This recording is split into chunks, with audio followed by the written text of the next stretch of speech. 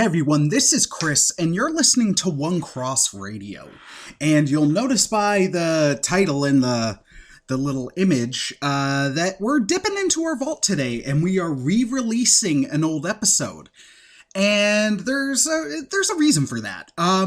So the past couple weeks, it's been very, very busy. Jill and I had damage to our house done last year, and basically the repairs are finally getting done. But that in itself has ended up taking longer than planned. There's been some unplanned bonuses within that. It's fun times. I can't complain too much because, praise be to God, I have a home.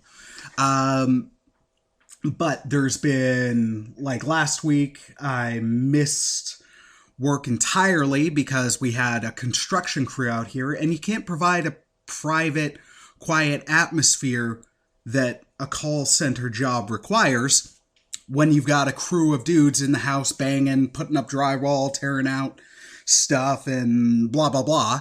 And then just a bunch of other surprises, and then work is super busy these days. So I'm re-releasing because I want to have an episode out. I don't want to just not put something out. I will say the schedule might be a bit wonky going forward, just because as we're approaching summer, there's some things up in the air. In July, early July, Jill and I are going to Greece for a wedding. We'll be away for a week and a half or so. So there might be a point in July where we're just taking a break. But if there's any further things, because as they're doing the repairs to the house, like I said, it's an old home, they're finding things. So the schedule is just, it went from, hey, even though it took a year, it went from, hey, we're going to get this all done in a week to, yeah, it's going to take a bit longer. So I'm just not sure what my schedule is going to be like. So I will be putting stuff out, but you might notice that it's a re-release of from the Vault episode or something along those lines. I might do another OCR Shorts compilation in the meantime, but it's just kind of where we're at. Things have been hectic and up and down, and mental health wise and just life wise, all over the place lately. So all that being said, I hope you enjoyed today's episode. It's one that actually holds a dear place in my heart. It was one of the first times I was a guest on somebody else's show. This was an episode I did with the amazing Bex from Redeemed Otaku. And this episode really informed the chapter that I would write for Faith and Fandom Volume 7, which I'm happy to plug because Hector the Awesome from Faith and Fandom just dropped Volume 8, which is available now. I'm really excited to get my own copy. I can't wait to see what he and the other guest authors dropped in this one. I love this series, so I'm really excited. So I just thought it'd be cool to share one where I can show some love to Bex. As well, Bex is on a bit of a hiatus from podcasting, but she's been doing some great Pokemon card YouTube videos, so be sure to check out her YouTube channel, and also plug Faith and Fandom, because, hey, I was blessed to be a part of Volume 7, and that later helped me in the process of getting blessed with the opportunity and not being a complete novice, contributing to the Fantastic 42, and also I get to plug Faith and Fandom Volume 8, which I'm really excited to read. Anyways, I hope you enjoy this trip down memory lane. I hope you're all being safe. If you can, keep me and my family, and really everyone, in your prayers. If you're a believer and you're up in Canada, and especially if you're in Ontario, keep the election in your prayers. And not just for the person you want to win, genuinely pray for everyone, whether or not you agree with them. All that being said, I hope you enjoyed today's episode. Take care, and God bless, my friends. Peace! Welcome to another episode of Redeemed Otaku, your mega-evolving podcast for discussion and reviews on all things anime-related from a Christian worldview. I am your gym leader host, Bex, and with me today, accepting his starter Pokémon, is Chris from One Cross Radio. That was amazing. That was awesome. Welcome aboard. Thank you. Thank you so much for having me. This is very exciting. Awesome. So tell us a little bit about yourself. Let's get to know ya. All right. Well, yep. My name's Chris. I run the podcast One Cross Radio that focuses on, I say, Christianity and pop culture. But I'm realizing we're slowly becoming more of a slice of life because I'll talk to my cousin in England about politics because, well, things are shambles over there apparently. And I'll shambles everywhere, I think. Oh, it's shambles everywhere indeed. And then talking to some both Christian and non-Christian friends when I have them on about their life experiences and politics often comes up. But then I also do just love looking at movies. I've been a huge movie fan for my entire life.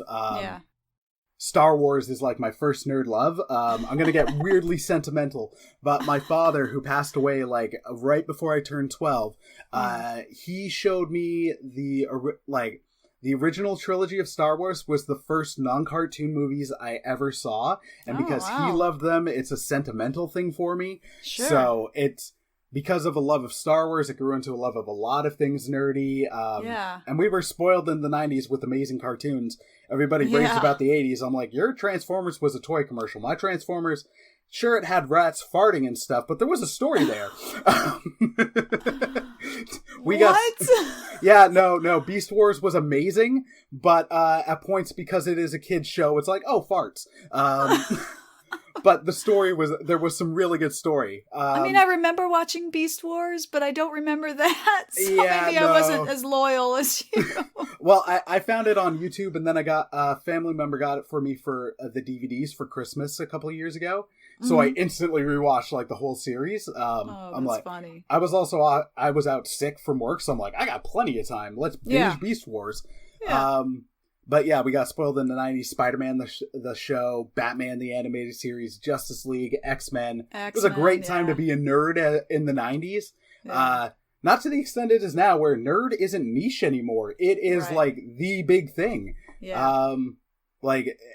You know much more anime than I do. But in the 90s, it was like, you could name Dragon Ball Z, Sailor Moon, and Pokémon. And then you kind of got Digimon and then Yu-Gi-Oh! But that was about it. That was like, what's that? And then now you're seeing so many references in so many things. Comics reference anime, movies reference anime. I'm like, I don't know what this is, but I know it's a reference, and that's awesome. Yeah.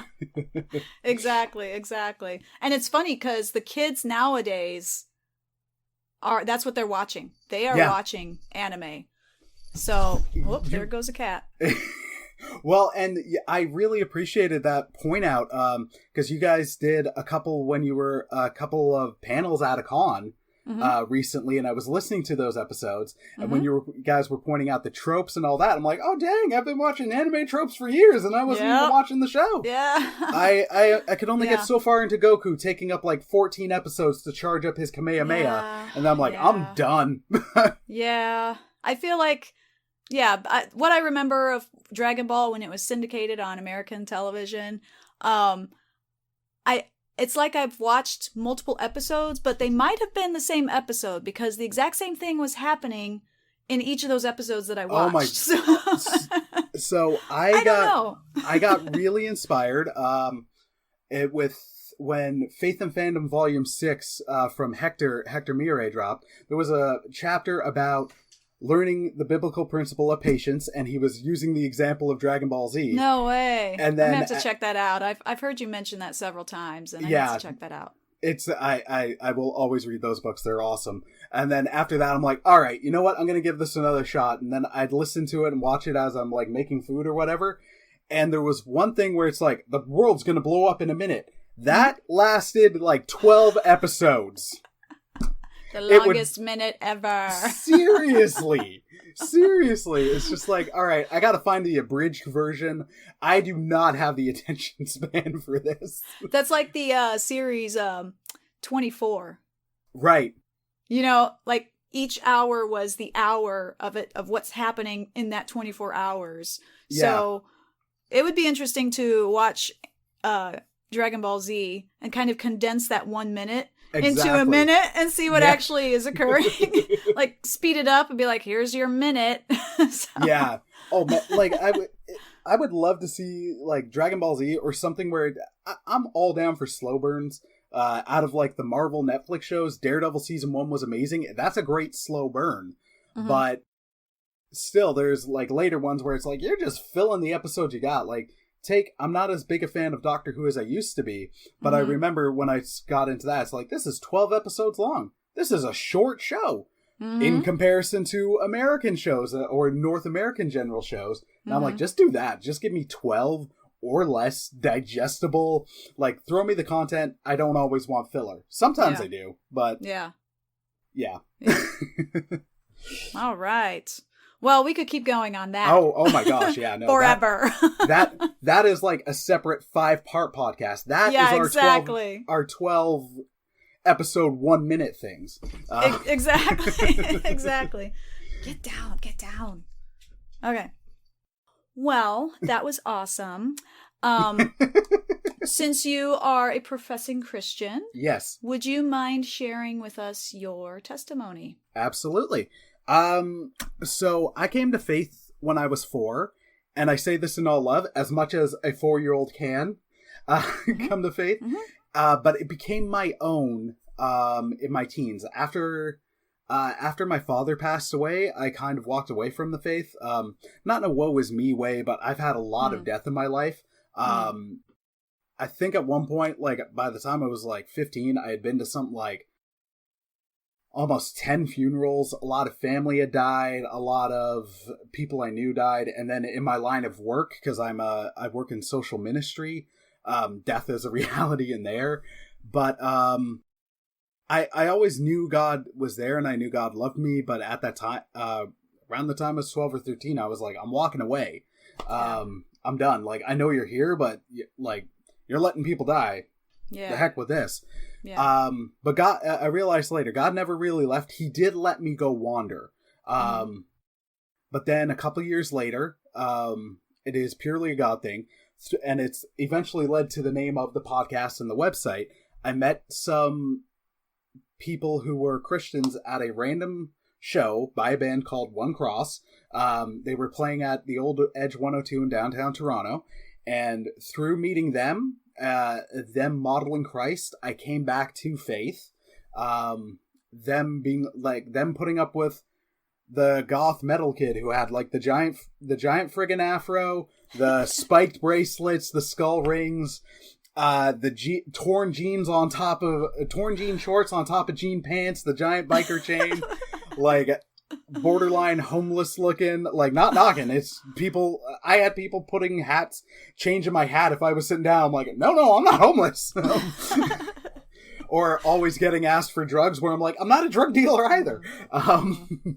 No, so through them, God really pulled me back to him. I was baptized in 2008, served at a church for a number of years, running youth drop-ins. And that's where also get like preaching the word to both church youth and non-church youth was interesting, because that's where I started to really reconcile my nerddom with my faith, where it's like, if I'm referencing something, like, I can organically toss in a Walking Dead reference and I'm not forcing it because I'm watching this like you guys are. Here's a relatable point. Yeah. And then I've been blessed with a lot of great friends who have been in accountability group, but also some who are super nerdy. One of my buddies got me into Moon Knight, and I was like, if you're into comics, I can get more into comics. And then my buddy who's a pastor who's super into comics, like Steve, who's been on the podcast a lot, him and I will talk this stuff till we're blue in the face, and that's been wonderful. And over the past couple of years, as I haven't been working in a church but in social ministry, but government funded, so it's also social services, finding things like you guys at Redeemed Otaku or Hector from Faith and Fandom, where it's like you can intersect your faith with your fandom or what you're into, and that's an avenue to engage people with, has been awesome. So I've even been able to talk to people as they're talking about this, and they're like, oh, you watch this, you're a Christian. Or it's like, I might not watch it, but here's a person who's got a really good shoulder on their heads with a good viewpoint. Check them out. And it's it's been interesting and fun. Very cool. Very cool. Well, that gives us a little bit of what you do and who you are, so I appreciate that. No problem. Thank you for asking. Yeah. All right. Well, in case our listeners haven't figured it out yet, what we're talking about is Pokemon! Yeah! Yay! Pocket monsters! And I'm so glad we're doing this one. Pokemon it was something I really geeked out on as a kid. Because I was in 5th grade, then 6th grade when the cards dropped. Then the Game Boy game dropped. I still remember having the Game Boy where you had, in North America, it was Pokemon Red and Pokemon Blue, but in Japan it was Pokemon Red and Pokemon Green. And then there was the show, and then they were like, oh, we're going to make an in-between one, Pokemon Yellow, that has some stuff that reflect the show. So you'll have Pikachu following you around, and Team Rocket grunts will be Jesse and James instead. Yeah. Yeah, that's awesome. Yeah, I had an interesting journey with Pokemon, because my brother was the big gamer, so my younger brother was the big gamer, so he had the Game Boy game. We started collecting the cards and playing, like, battling each other. Yeah. So that was kind of cool. We enjoyed that, and I actually still have some of my cards from back then. Nice. Yeah. And what's funny is, I was raised conservative, fundamental Baptist, and me and my brother were already kind of on the verge of, oh, is this okay? We don't know if this is going to be acceptable or not. And then they use the word, they evolve. Evolution. Yeah, and they evolve. And so we're like, oh no, what if somebody hears us saying that my Pikachu's evolving to Raichu, So we took out the word evolve, and so when we played our card game, we used the word grow up. Nice. That's clever. Charmander grows up to Charmeleon. Yeah. Because we were so scared, we enjoyed it so much. We just didn't want it to be taken away from us, so. Yeah, no, I think definitely. that was pretty funny. And that's a creative way to get around it, because like if someone's got it dead set in their mind, and I remember some of the attitudes at that time, even because I encountered it like just last year, I had to be like, no, this isn't bad. But where it's like they're not going to sit and listen where you say Pikachu's going to evolve. It's like, no, there's a Thunderstone involved. They're not going to hear that point where it's like, there's this magic item. Oh wait, no, not magic. Oh no, you got to come up with something else, not magic. See, and that's where you can get the edge to Digimon, because they're like, it digivolved, and it's like, what? Yeah, it's crazy enough that it works.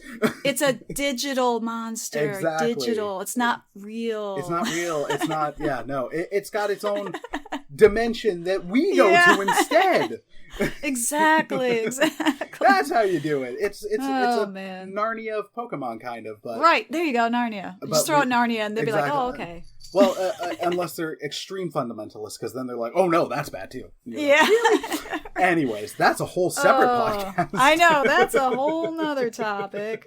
I love my fundamentalist brethren, though. So yeah, no, it's coming from a place of love. Absolutely. If there's no love in the rebuke or even the light joking, then we need our attitudes checked. Yeah, exactly. All right, well, let's jump into this. I am going to read a quick synopsis that I wrote to bring our listeners up to speed. This is, we're reviewing Pokemon Origins, if I didn't say that. Yes, yeah, I was going to say that's a good distinction.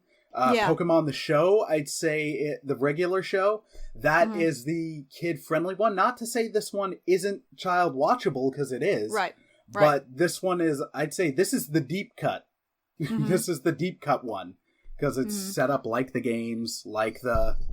Yeah, very watchable, because I think when we first started talking, I'm like, there's no way I'm going to review Pokemon because there's so much. What am I? And then you mentioned how it's only 4 episodes. I was like, all right, I can do that. Yeah, it was either, it's like, well, we could do the movies. They're fun, but really, really cheesy.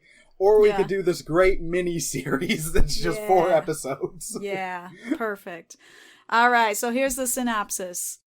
A hopeful young man named Red is sent on a mission to catalog all the Pokemon in his Pokedex.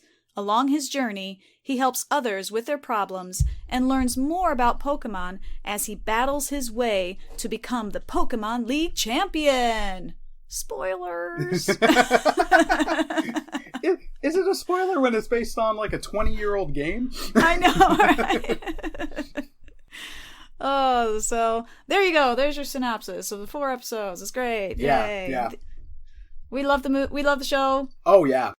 I've got 0 complaints about the show. I'd watched it like when I recommended it to you. I was like, when was the last time I watched this? Oh yeah, like 3 months ago. So it was still pretty fresh. And then this week as I was watching, I'm like, it's so good. And legit, one moment I was like, I'm getting choked up. Like I'm going to tear up on the bus here. This is no good. Oh, that's awesome. All right, so I'm gonna. Let me grab my phone. We're gonna kind of cover just like the aesthetics, so like art direction, sound, voice acting. I'm gonna pull up the Wikipedia article. All right, so this was actually had 4 different directors for each episode. So episode 1 was Itsuro Kawasaki. Episode 2 was Yukio Kuroda. I know I'm butchering these names. Episode 3 is Hideo Takahashi, and episode 4 is Daiki Tomiyasu. Studio Production IG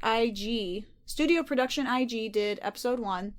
Zebek did episode 2 and 3, and OLM did episode 4. So I was like, I just kind of looked this up because I wasn't familiar with OLM. And they've got some pretty interesting. Most recent stuff is going to consist of a lot of Pokemon. Hello, cat. What are you doing? Get out of here. Must be the dead set center of attention. I know, right? Alrighty. Yeah. So most of the stuff that OLM has done recently is going to be like, let's see, Future Card, Buddy Fight, a lot of Future Card stuff, Beyblade, Go-Go Tamagotchi, Yokai Watch. So a lot of those kind of game-related, shows, series. But one thing that kind of blew me away is one of their older works is back in 1997, they produced Berserk, which you're probably not familiar with it, but some of my listeners are probably familiar with it. Berserk is a very dark, highly rated, but very dark anime. So I just found that interesting that they were involved in that, what some would call it a masterpiece, right. That show, and then they do this Pokemon, and now they're doing all these gaming shows and kind of kid-friendly, family-friendly shows. Well, that was, I had a similar realization when I finally recognized, like, Robert Rodriguez, the director, like, I knew him from, like, Once Upon a Time in Mexico, Desperado, Sin City, and then it's like, oh, he did the Spy Kid movies. He did all 4 of the Spy Kid movies. Yeah. Like, wait, what? Like, that just blew me away. Yeah, it's a weird juxtaposition where you're like, you go from this amazing dark but graphic series and then Pokemon. Yeah, exactly. I watched it on Prime, Amazon Prime, because I could get a free trial because they have like a separate subscription for Pokemon. Oh, okay. So I did the free trial for Pokemon and watched through it. So it's available on Amazon Prime with the Pokemon subscription. And it was the English dub. Did you watch the English dub? Yes. I have seen the Japanese dub. That was the way I originally saw it. In Canada, it's not on Prime, and there isn't the additional Prime, like Pokemon thing for Prime. So I got it off of iTunes, and they didn't give you the option for the Japanese dub, so it was just the English dub. But $10. It was $10 well worth it. Sure, for sure. Yeah, so some of the English actors, Johnny Young Bosch is a popular one. He did the Johnny Young Bosch! Yeah, he my did boy! Brock. I didn't know that. Sorry, I get excited anytime a Power Rangers guy shows up in anything because I'm like, yeah, Power Rangers. No, and that dude was awesome. For your fan base, if they're not Power Rangers up, he was Adam, the second Mighty Morphin Black Ranger, and then he was the Green Zeo Ranger and the first Green Turbo Ranger. Okay. Sorry. No, that's okay. My coworker is big into Power Rangers, so like when I listened to your episode of Power Rangers, you did like the breakdown. Oh yeah. Or whatever. The you went dive. through the whole thing. The deep dive. There you go. Yeah. I was like, here, Nick, you might want to listen to this. This will probably be right up your alley. So yeah. I got a good response to that one, and I've been requested a Godzilla one, which I'm working on slowly just because I deep dive into Godzilla almost whenever I talk about it, which when you were reading the directors here, I was going to say, like, you apologize for nothing. You're reading the Japanese names much better than I can. You're talking about butchering it. I was terrible. Yeah. I know I mispronounced a couple, but I whatever. I did the English. There you go. You're doing what you can. Doing what I can. Okay. But let's see, I wanted to make a note of Bryce Papenbrook was the voice of Red, which he has a pretty extensive voice acting history. Oh, right namely, he's Eren Yeager in Attack on Titan. That's probably what he's going to have the most current thing. Right. But he's also the voice of the greatest black swordsman, Kirito from SAO! Okay, so all the haters have shut us off now. So. Hey, at least once every couple episodes, I'm like, don't at me. Let's all get along here. Right. Yeah, exactly. All right, and then let's see. I'm looking to see who Blue voiced and see if he did anything that I recognize off the top here. He's been in a lot of stuff, but I think Red takes the cake on popular voice. Red and then Brock take the cake on their voice acting. So there you go. There's some quick commentary on just the voice acting and all that fun stuff. And I found the performances good. At times I'd remember, because for the longest time all I had to watch was the Japanese dub, and I remembered the inflections, I remembered certain things, so I'm like, oh, this is weird in English, but no, they're nailing it, because you've watched much more anime than I do, but you can tell from what's a good dub and what's a terrible reading of the material. Yeah. This one, you didn't notice any difference, like the mouth movements, the lip flaps or whatever. Everything was just perfect. There was nothing that detracted from the show. So I'm watching it as if this is an American-made television show. Yeah, so, yeah.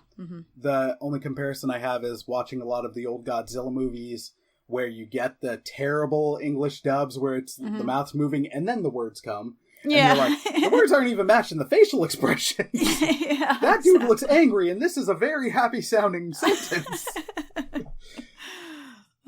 Yeah. They're gonna kill us all! Yay! It's like, we're not watching a Twisted thing here where that's happy. But the voice acting was really, really good. Yep. They did, everybody did a great job. Yeah, for sure. Yeah. So let's talk about some of the art.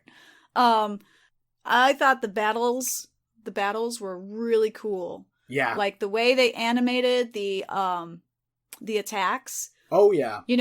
So cuz like you said, this is like watching somebody play the game. This is just, we're going to play the game and this is it animated.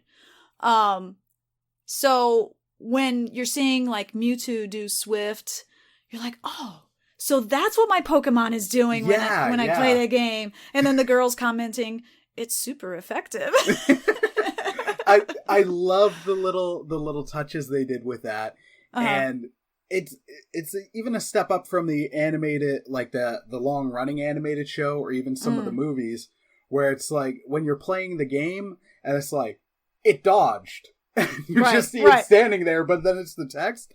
Like, they animated it so well with the battles. Oh, yeah. Where I'm even thinking of the Charizard, Red's Charizard and Blue's Blastoise, where it's just like, it just sidesteps it and you're like, whoa! Yeah.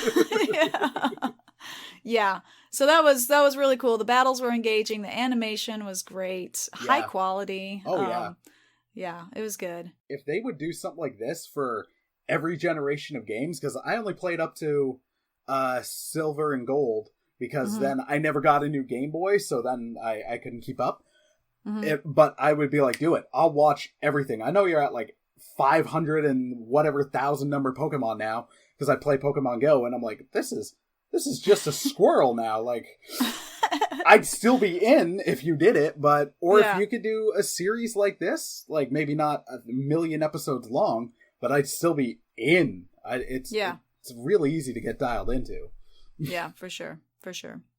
Okay, so anything else that you wanted to add on just art direction, music, anything like that? Can fall under that? Actually, yeah. One of the things I loved that they did, because again, I think it ties into it being about the game and not the show, is that the Pokemon didn't, like, they made animal noises. They just look kind of like roared or made like happy cooing noises. Yes. Or in the case they didn't just repeat their name. Like, no, exactly. Where it's like Charmander. Where you're like, okay, that kind of works and it makes sense what you're going for, but I'm 30 years old at this point, like, and I'm not as dialed in as I used to be. Yeah. Whereas with this, it's like, if you did this, I'm in. But also, like, it let you emote more. The Pokemon themselves emote more. I found that helped you get more engaged. The moment that legit, like, I was tearing up at was the second episode where, like, you had the Marowak, and I feel like we're going to talk about this later. The Marowak sacrificed itself for the Cubone, and then later when it's the Marowak ghost, and it reunites with Cubone, and then Cubone's looking up, and you're just hearing the noises, and you're like, I'm feeling what you're feeling. Like, it's if it was just going like Cubone, I'm like, it wouldn't be the same. Yeah. But it's sad noise. I'm like, oh my gosh, I just want to pick you up and hold you. Yeah. But it also could be the pet owner in me. Like, Luna has made me change so much when I see animals in jeopardy now. I can't do it anymore. Yep. Good point. So let's jump into kind of the like the character development, pacing, any plot holes or anything that we kind of want to nitpick at, I guess, if you want to call it that. So let's kind of start there. Sure. Do you want to start off with that? Yeah, sure. I personally didn't have any plot hole issues, just because you knew it was borderline going for an anthology kind of thing, where it's like, all right, we can't show every battle. Heck, I was thinking about it in between the third episode and the fourth episode, like Victory Road, because I've played that would take like 5 episodes. We'd be getting in the Dragon Ball Z territory of nothing happening, because it's just every 2 feet you're bumping into like another person who wants to battle. Right. Or if you're to throw back earlier to the first episode to the second episode, when you're going through that tunnel in the game, unless you've got like the rappel on, you're bumping into a Zubat every 2 feet. Like the pacing worked really well. The character development worked, because then you can show how they've grown, but without it being like the baby steps along the way. Right. Red in episode 1 is very different from Red in episode 2, but it's a logical evolution. You can flow with that. Growing up. Logical growing up. And in this case, it was like 2 months later. They let their 10-year-old children just go off into the world. just go wander. Just go wander and check in every couple months. Hopefully. Don't die or anything. Like, sure, go through perilous caves on a bike. Battle psychic Pokemon that throw your 100-pound Pokemon on you. Right at you. Yeah. Seriously. But I couldn't see anything where I'm like, oh, this is a plot hole, or oh, this is this. The the logical flow to it worked. Pacing wise, I'm like, you don't need to see every gym battle. You don't need to see all the Elite Four battle, because if it's just an episode of battles, that gets boring. Battles for battle's sake, unless there's like emotional weight to it. Right. Sure, it's fun to watch for a bit, but when you get to the third one, you're like, why is this still going on? Yeah. That's a good point, because I did have that thought of, because I didn't know what I was jumping into when I first started it. You know, I was just like, oh, Pokemon Origins, 4 episodes. Yeah, let's see what this is. And then when they're calling them Red and Blue, I'm like, oh, so we're doing the game. Okay. And then at the beginning of each episode, where they kind of give you a summation of what occurred to get to this point. And then at that 4th episode, when it talks about, oh, and I defeated the Elite Four, and I'm thinking, where's this? Those are like some big battles. Why aren't we doing this? But that's a good point, because they weren't really integral to the overall story of Red and his development as a character. And we were about to get the battle with Blue, which was also done in montage. And then the big battle with Mewtwo, where it's like, you've got the weighty stuff to do. To throw a dig in at a movie, it's part of why the third Hobbit movie sucked so bad, because it was just like 2 hours of a giant fight. I'm like, there's no emotional stakes to this. I don't care about any of this. We refused to watch the third Hobbit movie. If I could, I'd take them all out, but you know. Yeah, it was one of those situations, because I am very easy to please, right? So a lot of the times people have complaints about stuff. I'm like, oh, I kind of liked that. Well, I was gonna say, you stand up for The Last Jedi, so there's evidence for that. Yeah, exactly.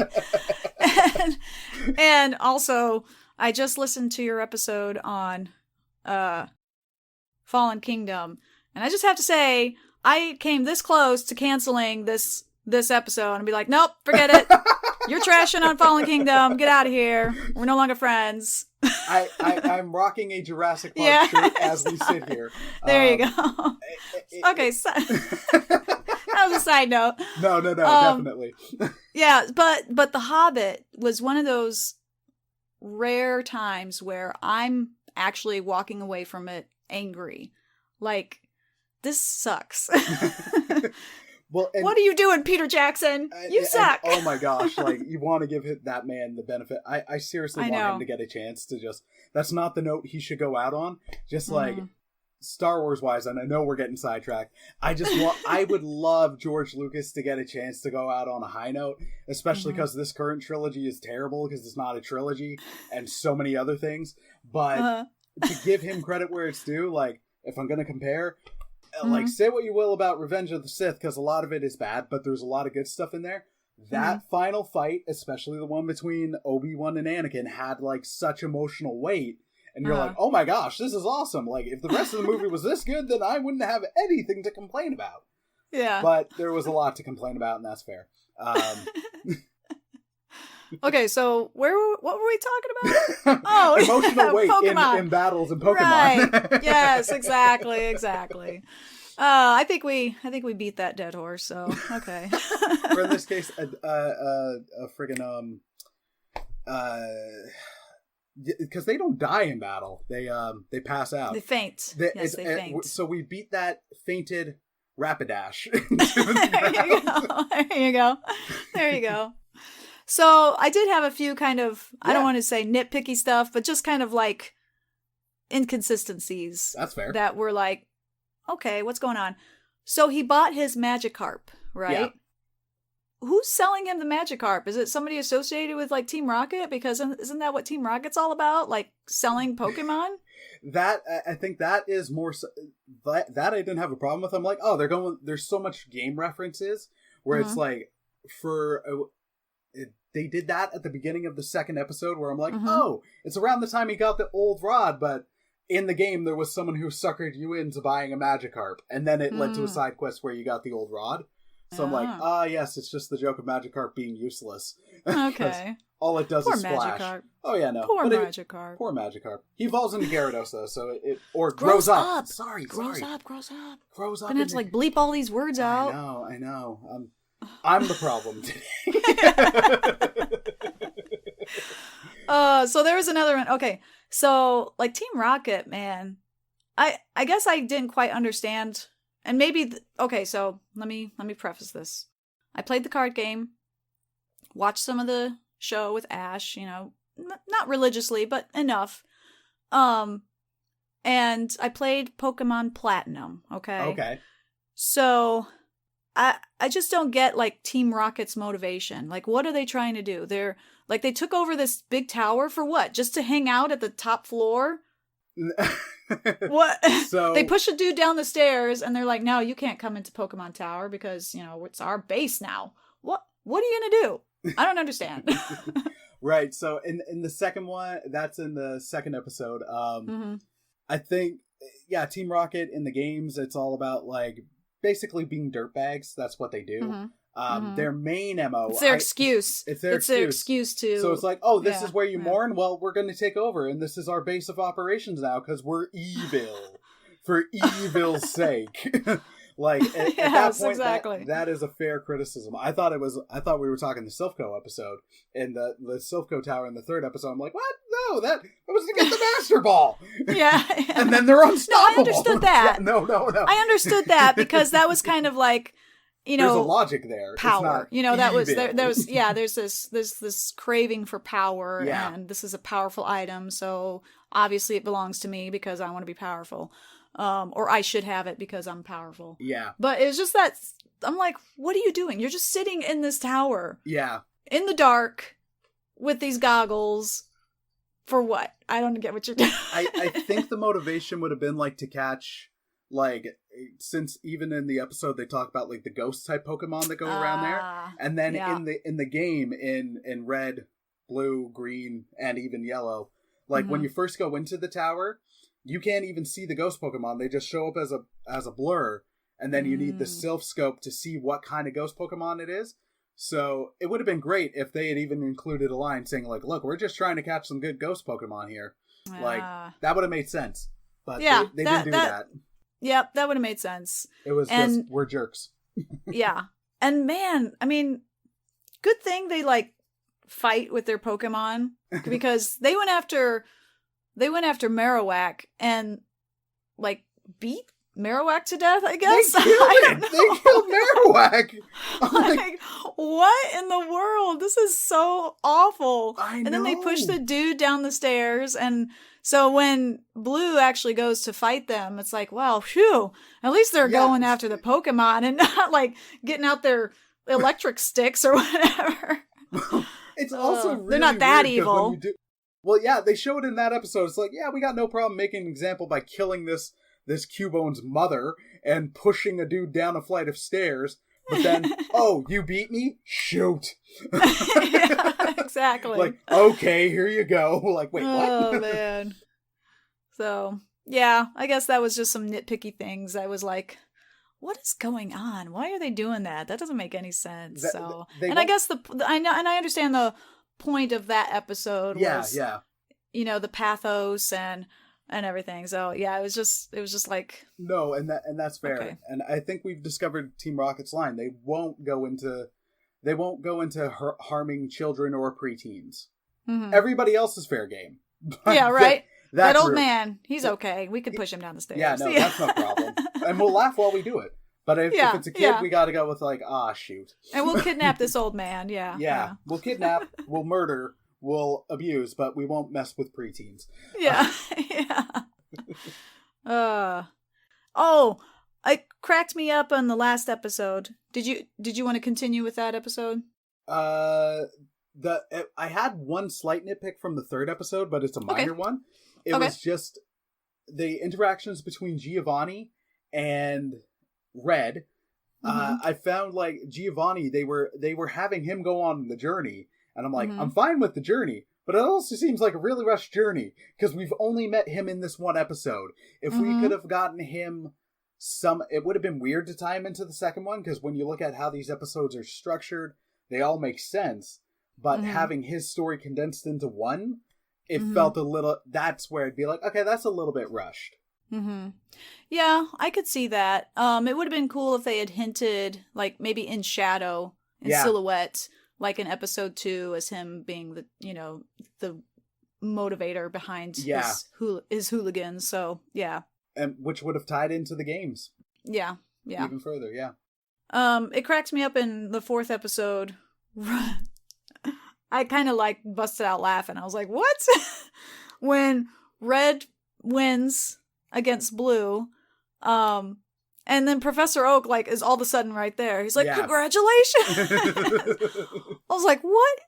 Wow, they're really rushing things. I mean, Professor Oak just shows right up. He, like, knew what was going to happen. But then they kind of explained it that, I was on my way to see my failure of a nephew. Yeah, Blue held the title for a while, so I was kind of on my way here. Yeah, exactly. Yep. Yeah, well, and that ties into Pokemon Red and, like, the games as well, where as soon as you win, like, Professor Oak friggin' runs in. But it's still really funny pacing where it's just happened. It's almost like this emotional weighty moment, and then he busts in the room. Like, he's like, congratulations! Like, I'm right into my spiel. I've been waiting off to the side. Yeah. Where were you for me, Grandpa? Following you this whole time. Exactly. Like, were you for me, Grandpa? He's more interesting. Yep. He grew. You didn't as much. Yeah. I think the last scene when they're all sitting together and Red comments, he's like, wait, there's still Mew out there. Yeah. I think it would have been, and you see Mew, and that was fine, but I think it would have been better and kind of shows you that there's a continuing story. Yeah. More so if it's shown Red and Blue kind of running out the door, like, again, still in competition. Uh-huh. Yeah. What and they went for that, like, they almost went for that just with Blue saying stuff of, like, oh, it should have been me, where it's like, they're showing Blue grow, but very slow. Yeah. And it still harks back to the competition, but if they had just looked, one of the things I loved about this show is, even though they were competitive and Blue was very arrogant, you still saw, like, a good person there, and almost like a brotherly friend relationship, where they still looked out for each other. If they had, I'm with you, if they had looked up and smiled and didn't say anything and both just bolted, I would have been like, yeah, no, awesome. Yeah, exactly. Exactly. Yep. That was all I had on kind of that. Did you have anything else that you wanted to cover? No, not really. You covered everything. Like, if they wanted to do an updated version of the Poké-Rap, I would have been game, but it wouldn't have been necessary. It would have definitely been a very different tone than the rest of everything. Yeah. But I still would have been like, I'm in spades. Yeah, exactly. Yes. All right, so let's kind of do a little bit more of a deep dive into some of what the show is portraying in regards to the overall conflicts, the worldview, kind of the philosophies and different things that are driving and motivating the characters. So let's talk about Giovanni and Blue. Okay. Ooh, interesting. Yes. So Giovanni, let's talk about his arc, his character arc and episode. Because he's the boss of Team Rocket, right? Yeah. And his whole thing was power. Oh, yeah. And in his battle, if I'm going too fast, you can slow me down. No. In his battle with Red, he's like kind of commenting in his head, like, why am I so driven to, fight this kid? And, just kind of like, what is going on? I'm feeling these feelings that I haven't never felt before. Or, so it was kind of this whole idea of he had something as a kid first starting out on his Pokemon journey, but somehow like lost that thing. Yeah. And Red now is kind of showing him or reminding him of that thing that he once had. Yeah. So what are your thoughts? I like that a lot. That kind of thing can be shoehorned in to stuff too much. A non-Pokemon example is Guardians of the Galaxy 2, when suddenly Yondu is like to Rocket Raccoon, like, you're me! I'm like, really? This is just in this movie. Whereas this, it made sense. Because Giovanni, they don't ever go into his backstory much, and he's always just like a bad dude. Not Mhm. Emperor Palpatine level bad, or Mhm. for Dragon Ball Z Frieza, or you'll do all the better references for anime than I will.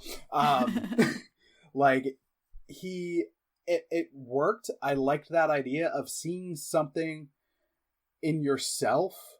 Like, sometimes our worst behavior, like, it's a common phrase, the things you don't like about yourself are the things that are going to annoy you, or the things that you wish you had are also going to annoy you. So seeing him realize, like, I used to be like this kid, I'm like, that's relatable. That's a really cool idea. And then you're going on the idea of, like, you've lost yourself. I'm curious about how he got from being Red to Giovanni. Right. If you want to do a prequel basically series on that, I'm in. I would assume he was the one who started Team Rocket. Yeah, so it wasn't that he became the boss of Team Rocket, but he actually, that's what I would assume, that he started Team Rocket. What hurt you, Giovanni? Like, that's what I want to know. Exactly. What hurt you? What broke you? Yeah, exactly. And it's funny because we didn't get any interaction between him and Blue, even though they did fight. Yeah. They did battle. Yeah. But it was definitely Red who brought back something in Giovanni that he once had as a child. So, and that's something they hark on throughout the show, where it's like, and I know we'll talk about when we talk about Blue, he's not doing anything necessarily wrong, but it's how he's doing things.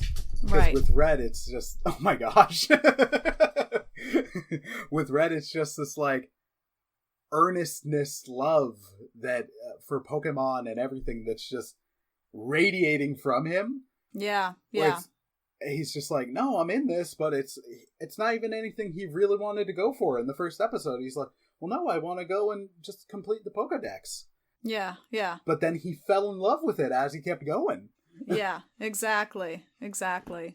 Yeah, Giovanni and Blue are definitely two peas in a pod. Yeah. They both only saw their Pokemon as tools to gain what they wanted, which, in Giovanni's mind was power and probably status, I would say, too. Yeah. And same with Blue. He wanted that status of being the best Pokemon trainer and the Pokemon League champion.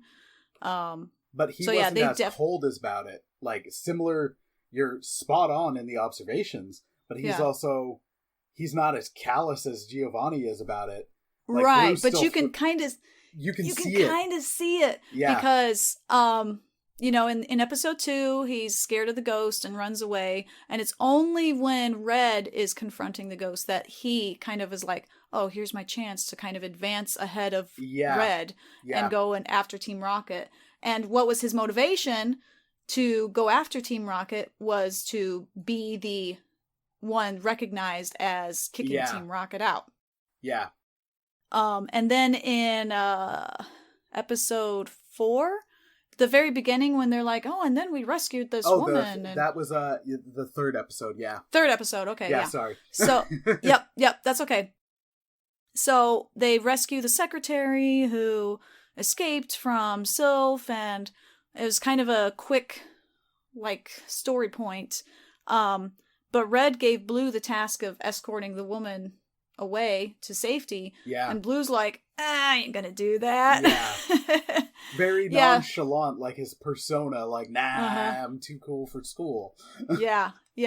So you kind of see Blue following that path, but then there's these glimpses of, no, he could still kind of, go the right way, or, do the right thing out of pure honor's sake instead of, self glorification. Well, you saw that in how he still helped Red.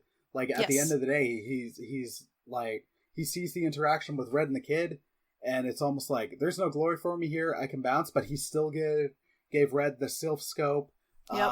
And then after Red, grabbed him and was like, what are you doing? What's wrong with you? He's like, he resigns to it. He's like, that, when I'm watching that, I'm like, that's a bit of a humanizing moment. I think we all have those moments where we're in over our heads. So then whatever it is, we're like, we don't want to do it. And then it's, even though we know what's the right thing to do, and then he's like, all right, I'll do it. I'll take her. Yeah. And then it's not even like, fine. It's just under his breath, where you're like, he knows what the right thing is, but it's not always what he wants to do. Yep. Absolutely. Yeah. So. Good. Anything else to add to that? It's weird. I as much as this is like a perfect in a bottle miniseries, as we're talking about it, I'm like, I wouldn't mind it to keep going just to see how they flush out the characters. Just because they don't. Like, that's the thing. Yeah. In the games, you only ever really get a loose follow up on Red in Pokemon Gold and Silver. But that's just like, he eventually was defeated, but then he moved to the top of a mountain where he was the final boss of the game. And then you had to beat you had to have 16 gym badges and to beat the Elite Four, and then you go fight him. Like, he was the Mewtwo of that game, but there's no real follow-up on, or I think Blue's maybe in the Elite Four maybe, but there's no real follow-up, so I'm like, I like follow-up. I'd love to see what happens to these characters. Yeah. I'd love to see if Giovanni actually did change. Right. Yeah. Exactly. Well, good. All right, so we'll go ahead and take a quick break, and we'll be back after this important message. Awesome. All right. Welcome back. Okay, so this is the part that this portion is what sets us apart from other podcasts, specifically in the anime scene. What we tried to do is actually comment on what the conflict and the philosophy and what it was teaching us, and what the Bible has to say about that. So we want to kind of bring in a bit of scripture for our listeners. I hope you stick through this. If you're not a Christian, I hope you stick through this because I think you'll find it interesting. I hope you'll find it interesting. All right, here's what I've got written a little bit to kind of get the conversation started.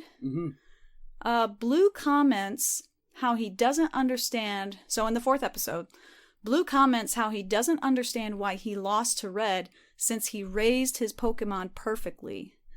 He's chided by Professor Oak for his lack of love and trust for his Pokemon, giving that as the reason why he lost his shortly held title of Pokemon League champion to Red.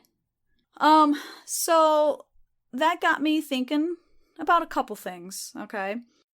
Now, I'm not saying that this is what the intention of the directors in writing this.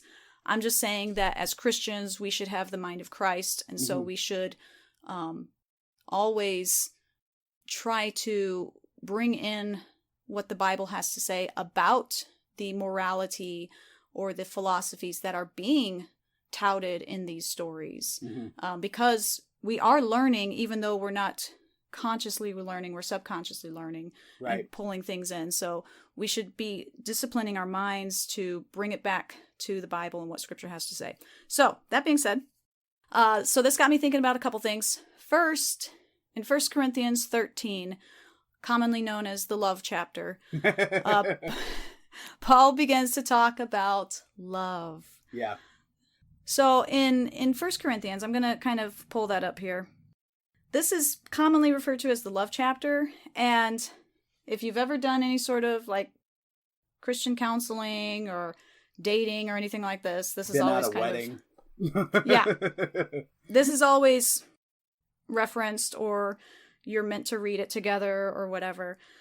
But if you look at the context is not in matters of marriage and dating. It's actually in regards to the church body and how it functions together with the spiritual gifts working together. And so I wanted to kind of emphasize that because Paul we tend to break up the Bible with the chapter and verse designations, right? So in chapter 12, the very last thing he says is, after he goes through all this whole list of spiritual gifts and everything, he says, I will show you still a more excellent way. And then chapter 13 starts.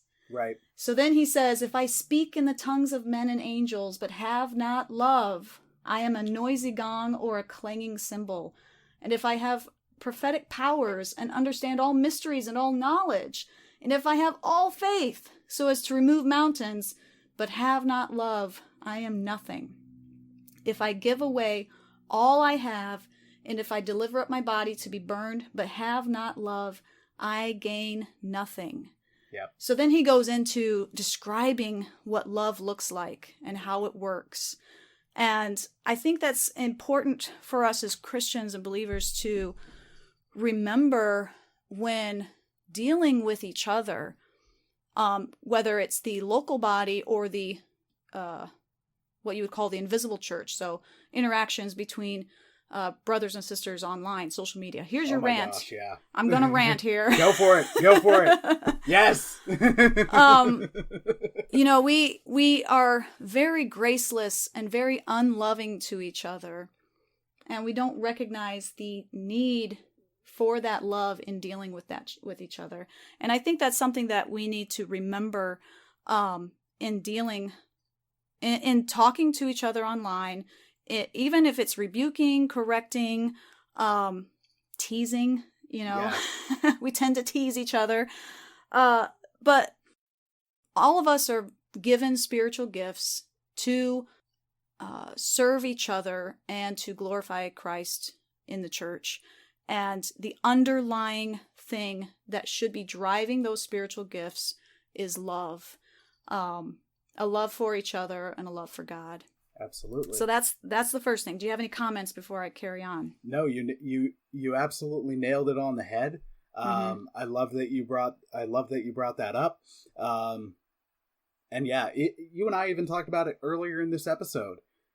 You need love in that rebuke, in that teasing. If it's not, then we need to be then we need to be called out, because then our hearts are wrong in the matter. It's a lost principle to think about. If you don't have anything nice to say, don't say it at all. That is legit. Now, sometimes some truths aren't nice, but there's a loving way to say it. Yeah. And then Paul even talks about in that chapter, the honoring of truth. Love. Oh yeah. Love actually honors truth. So exactly. And one thing I like about Apologia Church, listener, if you haven't heard of them, I would recommend their YouTube channel and their podcast. Nice. But there's a lot of videos on their YouTube channel of Jeff Durbin, who's one of the elders of Apologia Church, interacting with Mormons, atheists, a lot of unbelievers of different stripes and different lifestyles. But the one thing he always emphasizes is, I love you. Like, he says that over and over again. And I think that is something that all of us should kind of take to heart and be like, am I saying that not only, in my thought process and in witnessing, but am I actually saying that, to people? But I think it's important to say it often. Absolutely. To remind who we're talking to that even if we have disagreements, that there should be a profession of love for each other, and a reminder of that. So that was to the believers and to Christians. Secondly, love that rant. Loved it. Okay. I will co-sign. Okay. So I said that there was two things, right, that this got me thinking about. So secondly, the story of the rich young ruler in Matthew 19, verses 16 through 22. It's also found in Mark 10 and Luke 18, but I'm going to read from Matthew. And if I'm reading from the English Standard Version, for those of you who need to know that. ESV represent. So, starting in verse 16. And behold, a man came up to him saying, Teacher. Oh, we got to do a voice. Teacher, what good deed must I do to have eternal life? Does he sound like Giovanni? Does that sound like Giovanni? Yeah, we'll roll with that. Okay. It's deep enough. It's working. It's working. Okay. All right. Teacher, what good deed must I do to have eternal life? And he, being Jesus, said to him, Why do you ask me about what is good? There is only one who is good. If you would enter life, keep the commandments. He said to him, so the rich young ruler, which ones? And Jesus said, you shall not murder, you shall not commit adultery, you shall not steal, you shall not bear false witness, honor your father and mother, and you shall love your neighbor as yourself. The young man said to him, all these I have kept. What do I still lack? Jesus said to him, if you would be perfect, go, sell what you possess and give to the poor, and you will have treasure in heaven, and come follow me. When the young man heard this, he went away sorrowful, for he had great possessions. This is an awesome text. Oh, yeah. Because it shows us two very specific things about this young man. So, according to the young man, he kept the law perfectly. Mm-hmm. And what's interesting is Jesus lays out the last 6 of the 10 commandments when in regards to our relationship to each other. And then he said, I've done all these things. And then Jesus replies, okay, well, go sell all your possessions and come follow me. But we know from the rich young ruler, his reaction to Jesus' command to come follow him. That was the command. Sell all you have and come follow me. That the rich young ruler loved his wealth more than he loved God because he was unwilling to give up his riches to follow Jesus. Mm-hmm. And Jesus makes the distinction in the Gospels, if you continue to read the Gospels, that the 2 greatest commandments is love God with all your heart, soul, and mind and strength, and love your neighbor as yourself. And he was unwilling to give up what he had, what his true love was, which was his possessions, power, wealth, status. He was not willing to give that up for what Jesus commanded, which was to follow him. So he did not have a love for God. He did not have a love for his neighbor. Mm-hmm. And so we know that he went away sorrowful, and what's the end of that story? yeah, we don't know. Probably not good. Yeah, no. There's enough to infer. Yes, absolutely. Yeah. So, for those who do not know God, your good works cannot get you eternal life. You will fall short. Mm-hmm. Love for God means you must turn from those things that you are putting before God. Possessions, your own good works, status. Repent and believe the gospel. Turn from trusting in your own righteousness and trust in the righteousness of Jesus Christ. And this actually kind of ties in. This is going to be a little bit of a side comment. But this actually ties into my own testimony, and I don't think I've actually ever shared that on the podcast. Ooh, interesting. Yeah. I was the rich young ruler. I had the perfect attendance. I made a profession of faith several times, to make sure it really stuck. Oh yeah, But I had the, I didn't lie, I didn't cheat, I didn't steal, didn't disobey my parents. They literally will tell the story of how I was never spanked as a kid because I was a good kid. I was a good girl. And I was involved in soul winning and door-to-door ministry. When I was dating, I didn't let my boyfriend kiss me, and I did all these things that I should be doing in order to brag about my own goodness and my own righteousness. You were hitting the check marks on the list. Absolutely. Yeah. Never wore pants, never smoked a cigarette, never drank alcohol. Oh yeah, all the above. You name it. Yeah. I did it. But it was in youth ministry, in youth group. It was kind of funny, and I get teased. I got teased about it, and rightly so, but it's okay. So the youth pastor was like, okay, for the next 4 weeks, we're gonna have one of you guys, whoever wants to do it, stand up and just give your testimony in front of the whole youth group. So I was like, oh yes, I'll volunteer for that because I'm perfect. I'll give you my testimony. Well, the week before I was scheduled to give my testimony, one of the other teens gave his testimony. And it was moving because there was a life event that was life-threatening that happened and kind of brought him to his knees and made him realize that, life is short. And, so it was one of those moving testimonies. And not everybody has the same testimony, and that's okay. Yeah. But the one common denominator is that we all need Jesus. So as he's telling his testimony, everybody's kind of crying because he was a staple in the youth group. Like, he grew up in this church where I was kind of more of the newcomer to this church. So all of his friends are kind of crying because they were involved in that portion of his life. And I'm just kind of sitting there like, okay.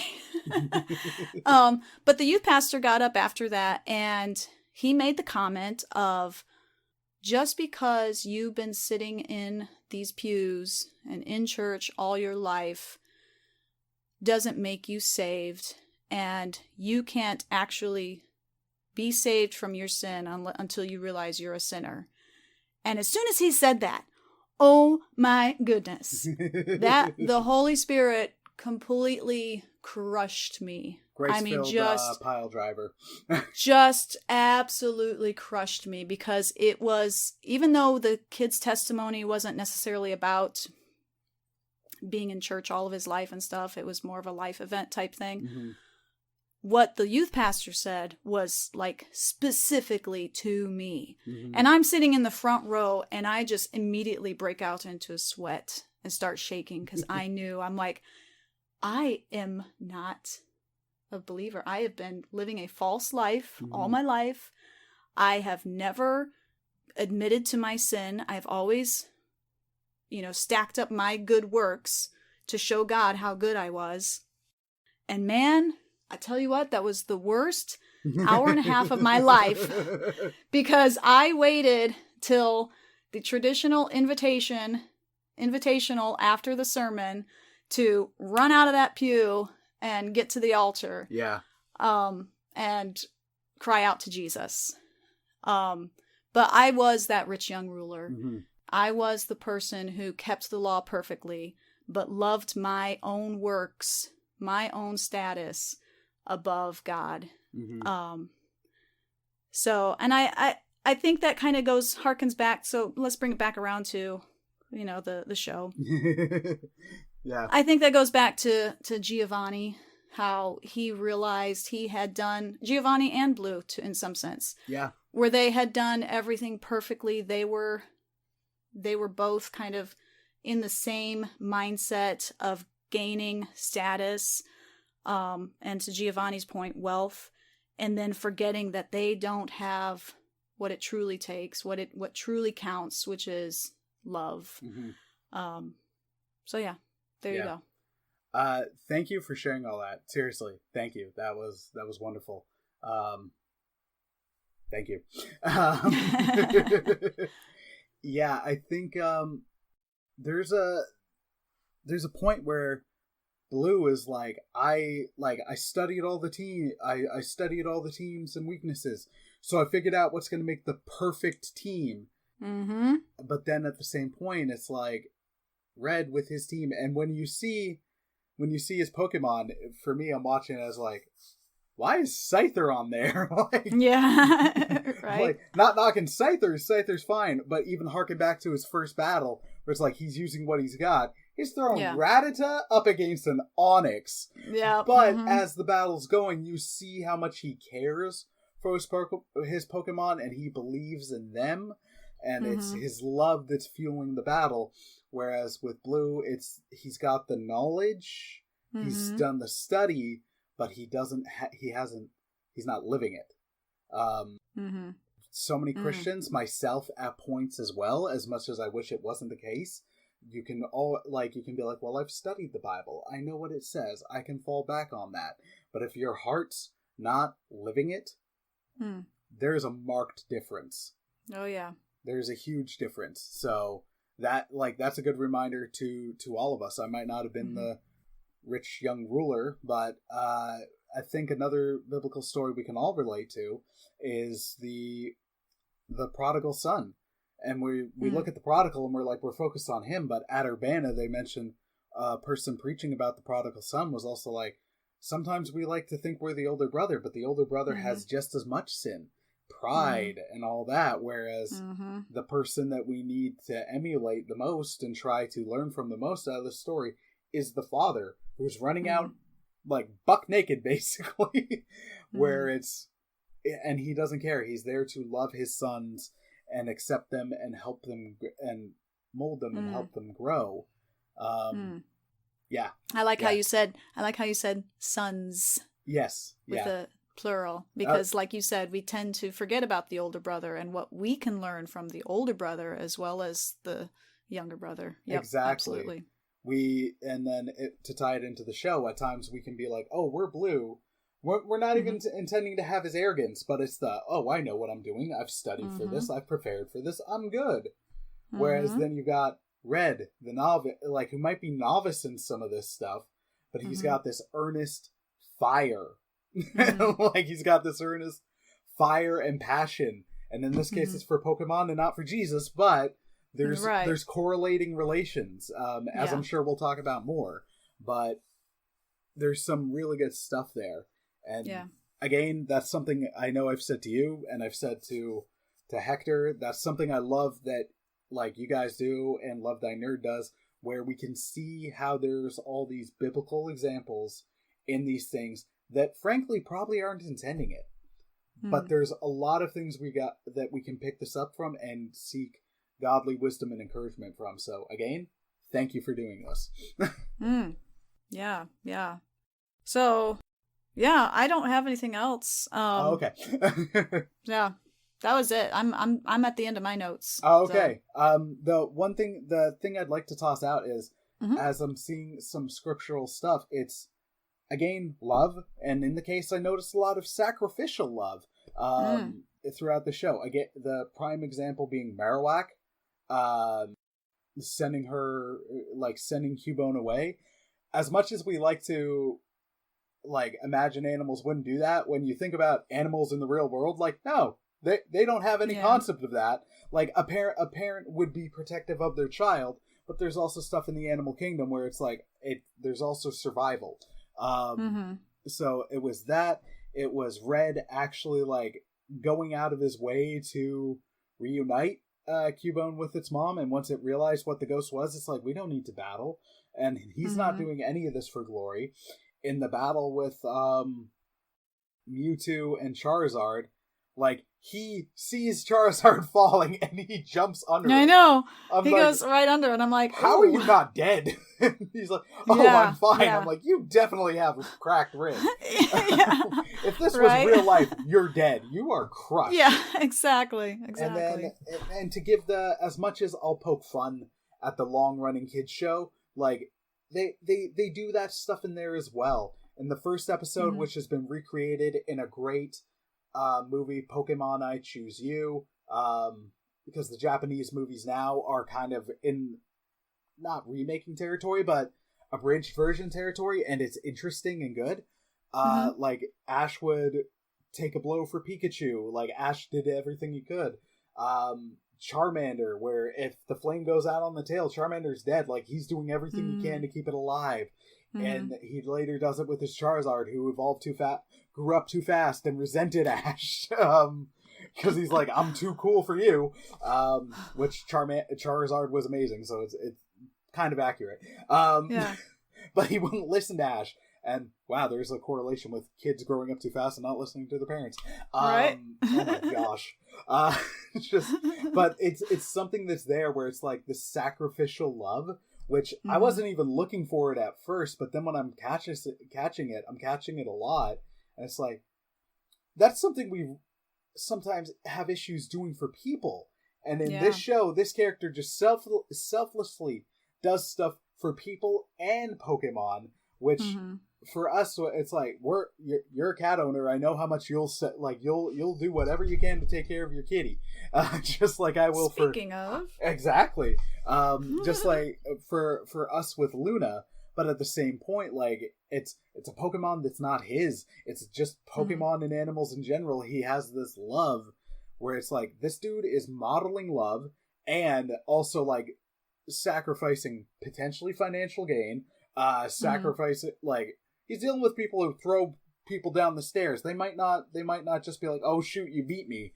Like there's a lot there where I'm like, dang, like I don't think you're going for any of this, but there's some depth there. So there's a lot of good stuff in this show beyond just the, oh hey, here's a great callback to the Game Boy games and all that. Like there's some deep matters. Yeah. And it's funny because I come from, I tried to train my mind, with the Bible. And the Bible tells us in Romans 1 that, we all know that God exists. We are without excuse. And we're created in the image of God. So we, even in our fallen state, we reflect certain attributes of God. And here we have a, for lack of a better term, pagan people group, Japanese people. Absolutely. And they're writing these stories that are reflecting what the Bible defines is what love is. Love is sacrificial. Greater love has no man than this, than that he lay down his life for his friends. So, even in a pagan-minded, a pagan ethnic group, they are reflecting the image of God in their storytelling by adding in these elements of sacrificial love and biblical love. So yeah, really cool stuff. Absolutely. And that's the extent. That's it. Yeah. That is awesome. Yeah. So listener, I hope you enjoyed that.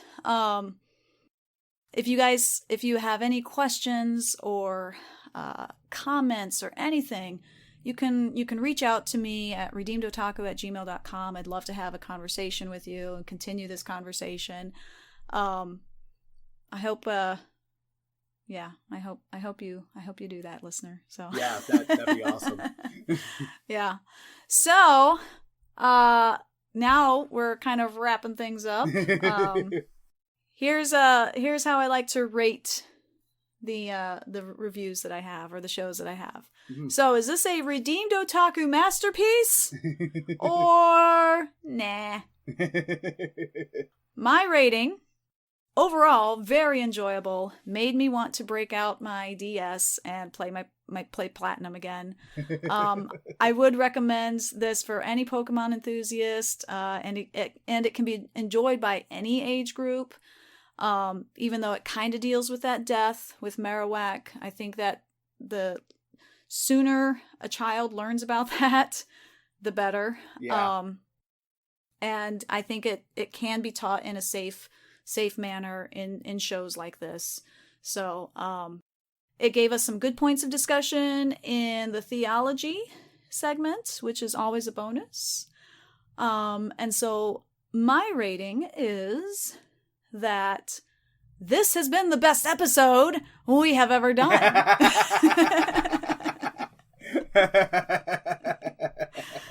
Yes. Awesome. So how about some closing comments for you on the show? Anything to add to that? I thought the show was excellent. Again, I'm not somebody who's super into anime, although the more I hear from you guys, the more I'm like, all right, I got to check this out. I got to give it more of a shot. I'm at the point now where it's like, it's similar to video games. If it's something where it's already based on something I have a love for, then definitely color me interested. But in this series in particular, I want more. Give me more.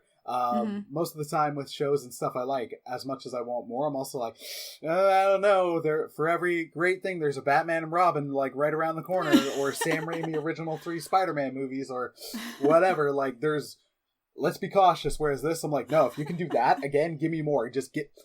I will be Homer with the donut thing. Just like Pokemon Origin all day. Yeah, no, I really, really enjoyed it. I think you can be of any age group, and you can be a Poke novice for this.